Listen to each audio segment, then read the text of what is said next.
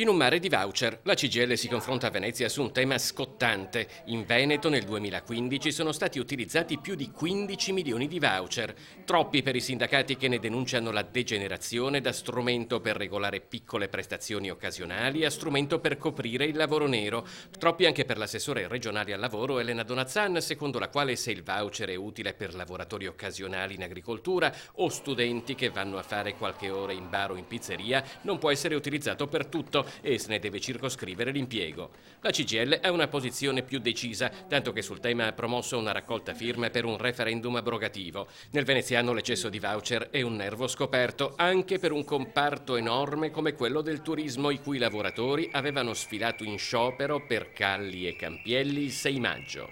Non si può considerare un lavoro occasionale, ha detto Susanna Camusso a Venezia, quello che può essere utilizzato fino a redditi che sono equivalenti a quelli di tanti altri lavori che sono strutturati, non si possono non avere dei vincoli e dei limiti di utilizzo. Una parziale adesione è arrivata dal presidente della Commissione Lavoro della Camera, Cesare Damiani, secondo il quale si deve tornare allo spirito della legge Biagi, che prevedeva i voucher per piccoli lavori domestici e di cura, quindi per un lavoro davvero occasionale.